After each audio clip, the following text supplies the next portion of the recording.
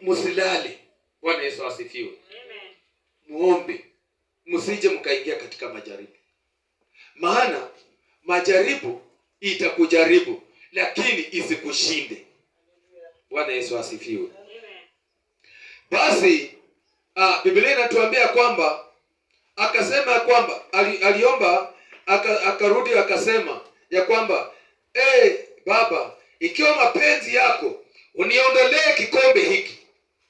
Kwa sababu alikuwa anaona ya kwamba katika mwili ataonekana kama mwanadamu na katika mwili atasikia uchungu, lakini katika roho atasimama kama Mungu. Bwana Yesu asifiwe. Ndipo akasema ya kwamba uniondolee, kama inawezekana uniondolee kikombe hiki. Lakini akasema kwamba walakini si mapenzi yangu. Alisema si mapenzi yake.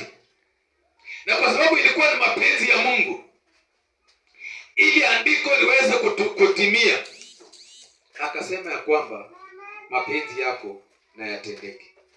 Wakati alimaliza kusema ya kwamba na mapenzi yako yatendeke, malaika alishuka na akamtia nguvu. Wakati aliweza kupata ile nguvu, alikuwa tayari sasa akijua kwamba sasa inapotokea waacha itokee, kwa sababu si mapenzi yangu, si kwamba nimejituma, lakini nimetumwa ili ya kwamba niweze kutimiza andiko, niweze kutimia ya kwamba nitateswa msalabani ili na ulimwengu upate ondoleo la dhambi, ili ulimwengu uweze kuokoka. Leo mpendwa, Yesu anateswa kwa ajili ya dhambi zako, ile dhambi ambayo ulifanya, ile usherati ambayo ulifanya, ile fitina ambayo ulifanya, ile upendo ambao ulikosa, ile usuda ambao ulikosa, ndiyo inafanya mpaka sasa Yesu anawekwa msalabani ili ya kwamba uweze kuokoka. Na Biblia inatuambia kwamba amelaaniwa yule mtu ambaye angekuwa mtini mara ya pili. Kwa hivyo usirudishe Yesu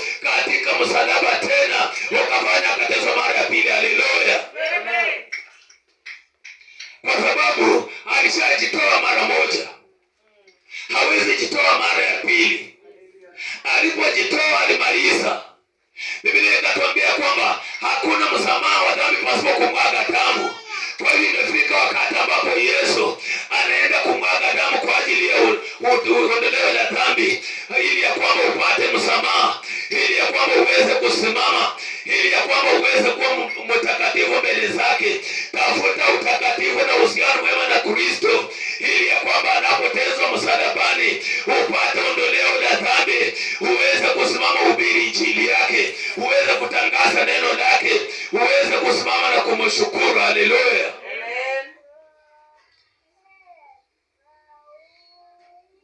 Biblia inasema ya kwamba malaika akamtokea akamtia nguvu. Naye kwa vile alivyokuwa katika dhiki, alikuwa katika dhiki, maana akiangalia katika ulimwengu, kwa sababu yeye alikuwa mkuu. Anajaribu kuangalia kwamba sasa hata nikiambia wanafunzi wangu vile nitaenda kuteswa, vile uchungu ambaye nitasikia, watanisaidia nini? Yeye alirudi tu akaamua kwamba wacha aendelee kuomba. Akaendelea kuomba mpaka macho yake ikawa ikabadilika, ikawa katika matone ya damu, ili ya kwamba aendelee kuomba. Na alipomaliza kuomba, ndipo alirudi akapata sasa, naye wale ambao uchungu haikuwa juu yao walikuwa wamestarehe kabisa, mpaka wamesinzia, wamelala. Wengine wameanza hata kusinzia, akapata wamelala usingizi, ijapokuwa walikuwa wamelala, lakini walikuwa wamelala kwa huzuni, wakijua kwamba sasa tumewachwa, wakijua kwamba sasa tutafanya nini, ishafika wakati. Bwana Yesu asifiwe. Akarudi akamwambia tena mara ya pili ya kwamba nyinyi amkeni muombe ili msije mkaingia katika majaribu. Maana alijua kwamba mwanadamu majaribu inapoingia, kuna wale ambao wanaweza kustahimili na kuna wale ambao hawawezi kustahimili. Jaribu linapotokea ndiyo mwisho wake. Jaribu linapotokea ndiyo mwisho wa kusema ya kwamba wokovu ni ngumu, siwezani na hiyo imani, kwa sababu sasa majaribu imemtokea na hana uwezo wa kustahimili hilo jaribu. Haleluya. aliwaambia, ondokeni mkaombe, sije mkaingia katika majaribu. Alipokuwa katika kusema hiyo, tazama mkutano wa watu na yule aitwaye Yuda ambaye ni mmoja wa thenashara. Bwana Yesu asifiwe. Tazama, tayari msaliti alikuwa katika kikosi chake. Msaliti alikuwa baadhi ya mitume. Wakati Yesu alimaliza kusema hivyo, akakutana already, tayari mkutano imeshafika, wameshamfahamia. Akakutana na ule ambaye amekuwa amepanga kumsaliti, ambaye anaitwa Yuda Iskariote. Bwana Yesu asifiwe. Alikuwa ameshapeana ishara ya kwamba tutakapotembea, yule ambaye nitapatikana tu mwenye nitasalamia, huyo ndiyo yeye. Sasa kamateni yeye, kwa sababu walikuwa wamekaa katikati ya wanafunzi wake, hawangeweza kutambulika ni nani. Bwana Yesu asifiwe. So ikawa ya kwamba alimwambia kwamba yule nitaenda nimsalamie, ujue ndiyo yeye. Bwana Yesu asifiwe. Wakakutana na mkutano, watu wengi wakakuja. Alipokutana na ule Yuda, alimpelekea kwenda kumsalamia, ishara ya kwamba ndiyo huyo. Ndipo wakamwangukia. Bwana Yesu asifiwe. Kuna watu pia ni marafiki, unatembea pamoja nao, lakini wanachunguza maneno yako, wanachunguza kutembea kwako, wanachunguza njia zako, ili inapofika wakati wao wanaenda wanapeleka ujumbe, wanasema kwamba ukiona nimekuonyesha ishara fulani, hiyo kitu fulani imetimia. Bwana Yesu asifiwe. Kwa hiyo wanakaa ni rafiki wa karibu, lakini yeye hana nia ya urafiki, kazi yake ni kukuchunguza. Kwa hivyo hata Yuda alikuwa anakaa na Yesu akijifanya kwamba ni mwanafunzi wa Yesu, lakini ilipofika wakati wa kumsaliti alitumika. Bwana Yesu asifiwe. Amen.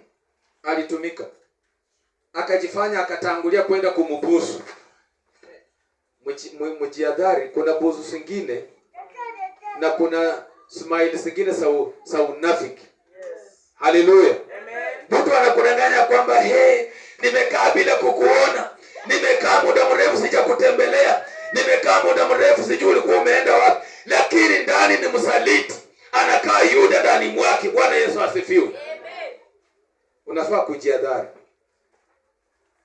kwa sababu atajifanya ako karibu na wewe sana, lakini anatafuta mbinu zako kujua vile wewe unaomba. Hata atakupeleleza kuambia na unaombanga saa ngapi. Amen. Wewe nawe sababu una ile ufahamu, utamwambia ikifika saa 9 niko kwa magoti, ikifika saa 6 niko kwa magoti, na anajua kwa hivyo sawa. Bwana Yesu asifiwe. Amen. Kwa hivyo Yuda ndiye aliyetangulia, akamkaribia Yesu, akambusu.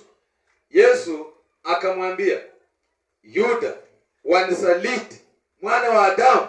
Bwana Yesu asifiwe.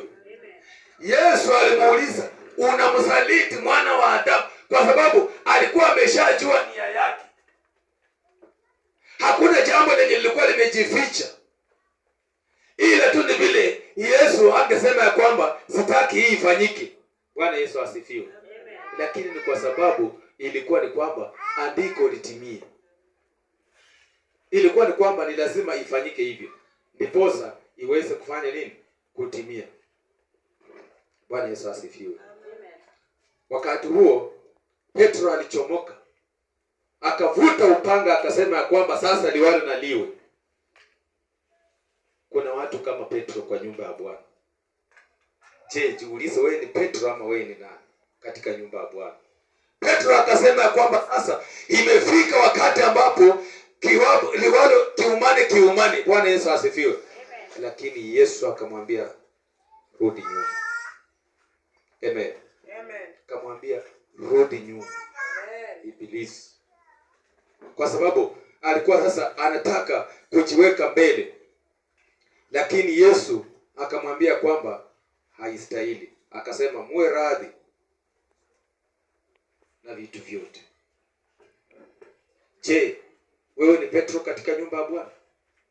Maana Petro katika thenashara wale 12 alikuwa mtu wa karibu sana na Yesu. Alikuwa anataka kila kitu, yeye ndio alikuanga karibu sana, anataka ajue zaidi. Ile kitu naambianga kimbele mbele. Amen. Na ilimsaidia. Bwana Yesu asifiwe. Ilimsaidia. Unaweza kuwa Petro katika nyumba ya Bwana leo, ama wewe ni ule Yuda. Sasa ni Yuda na Petro leo.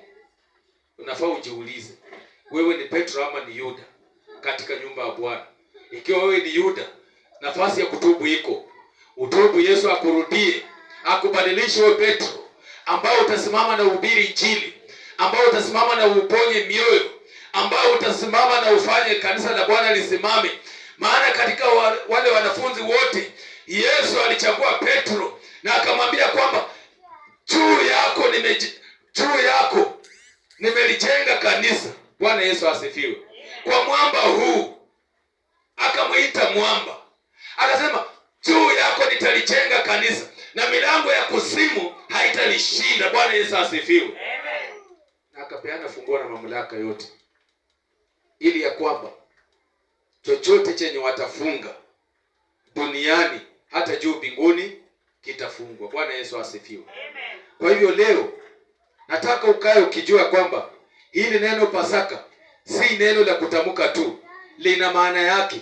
Sijui wewe umejiandaa namna gani kukaribisha hili neno Pasaka. Umejiandaa namna gani kukaribisha hii siku ya Pasaka, kwa sababu ni siku ya muhimu ndani ya maisha yako. Bwana Yesu asifiwe. Ni siku ya kufanya kufunguliwa, watu wafunguliwe. Bwana Yesu asifiwe. Sijui wewe umejiandaa namna gani, maana najua kwamba wakati Bwana ametoa maisha yake, amejitoa ili wewe uweze kupona na mimi niweze kupona. Haleluya. Basi Wakolosai 2:12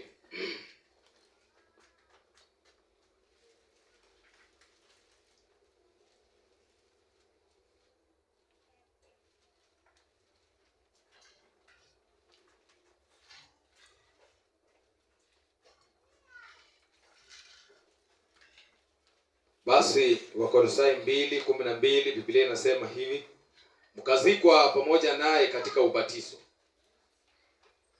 na katika huo mkafufuliwa pamoja naye, na kuziamini nguvu za Mungu aliyemfufua katika wafu. Bwana Yesu asifiwe. Sasa umemaliza wakati ule wa mateso, imefika ni ufufuo. Ndio akatuambia kwamba ati tukazikwa pamoja naye katika ubatizo. Ndio sababu wakati unapelekwa katika ubatizo, unazikwa na unaamka na yeye. Bwana Yesu asifiwe. Kwa hiyo mpendwa, nataka nimalizie nikisema ya kwamba neno la Pasaka ni neno ambalo liko na vitabu mingi, na ukinikaribia ninaweza kukupatia usome sana ili ya kwamba ikusaidie. Bwana Yesu asifiwe. Kwa sababu si chapter ambaye ni fupi, ni chapter kubwa ambaye inaweza kusababisha ufuatilie vizuri na uone mabadiliko katika maisha yako. Haleluya.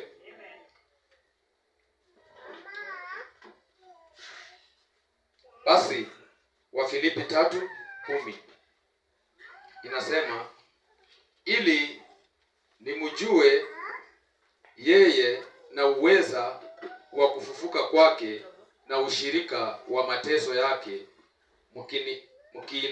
mkifananishwa na kufa kwake, ili nipate kwa njia yoyote kuifikia kiama cha wafu. Bwana Yesu asifiwe. Kwa hivyo vile Biblia inasema ni kwamba ni lazima ndio ukamilishe katika hiyo hali. Wakati Yesu ameteswa, umepata ondoleo la dhambi, lakini sasa inabidi ufanye bidii, utubu. Unapotubu, Yesu akupokee.